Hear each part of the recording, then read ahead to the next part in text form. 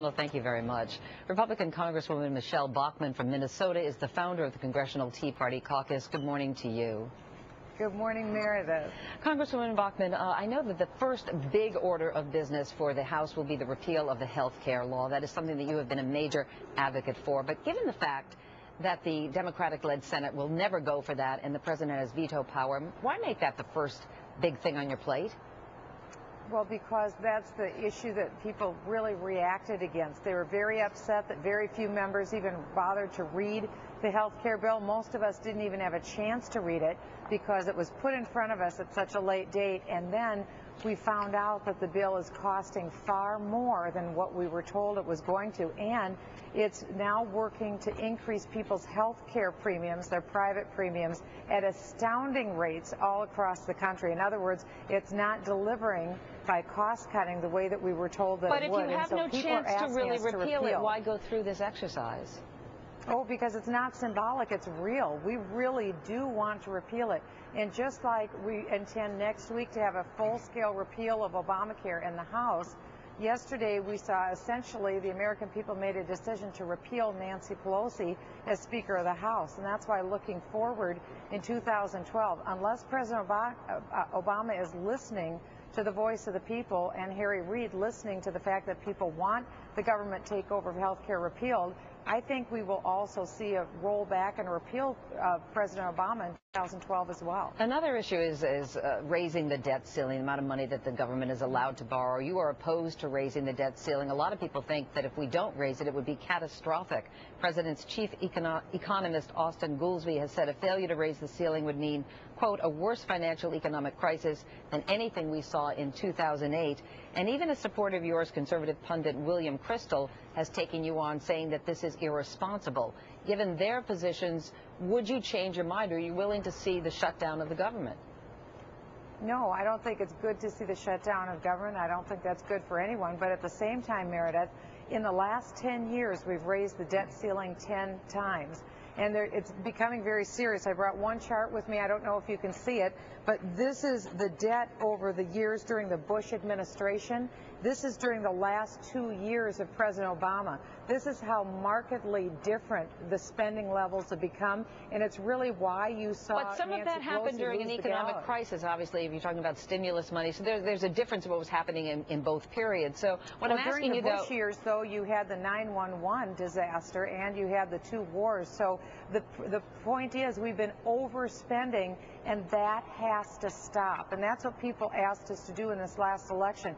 Stop the spending, because we can't continue to raise the debt ceiling at this level. Let's talk about the spending, because you say your staff has earmarked $450 billion worth of areas where you could cut spending. Now, we know that a lot of the spending involves Medicare, Medicaid, defense, and Social Security. So those areas where you would have cuts?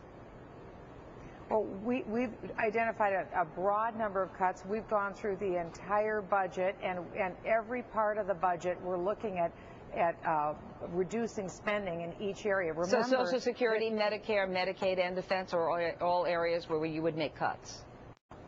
Well, the areas that we've identified, $450 billion, are not in those particular areas. The areas that we have identified, again, under President Obama, we saw an increase in spending of almost 25% on the non-discretionary funds, and we saw an increase in hiring of another 10% of federal employees. That's just crazy. But you can't do that when the economy is contracting. So we have to cut back, and the fact is we can. But if the majority of spending, again, is with Social Security, Medicare, Medicaid, and defense, don't you have to make cuts there? I think we have to look at all of these areas, but the cuts that we've identified out of my office don't focus on those areas. All right, let's talk about some defense is included. Defense is included? Yes. Okay. Let's talk about the buzz that's surrounding you in the past 24 hours, and it really was generated by your chief of staff, Andy Parrish, when he said that you have not ruled out a presidential run. We know that you're headed to Iowa later on this month to give the keynote address at a political fundraising event. It'll be the third time that you've been there in less than a year. I know you come from Iowa. That was where you were born, but it's also the site of the first presidential caucuses in 2012. So how seriously are you considering a run for president?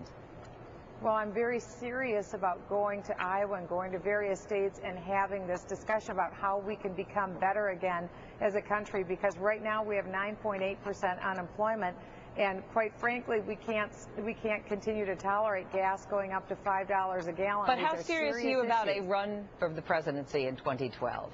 What I'm serious about is focusing on the issues. I think it's a mistake. I'm not concerned about my own personal ambition. What I'm concerned about are the principles going forward, because right now, too many people in the media are concerned about who will be the nominee in 2012. But it wasn't a member of the media, Congresswoman Bachmann. It wasn't a member, if I can just interrupt for a second, it wasn't a member of the media that brought this up. It was our chief of staff who said that you have not ruled this out. Well, actually, what we did is just announce that I'll be speaking in Iowa. And if you speak in Iowa today, most people think that you're running for president. And so the context of the remarks are, I am going to Iowa because I'm speaking about the issues that I believe will be important for 2012. That's why I'm going to Iowa. All right. Congresswoman Michele Bachmann, I appreciate your time. Thank you very much.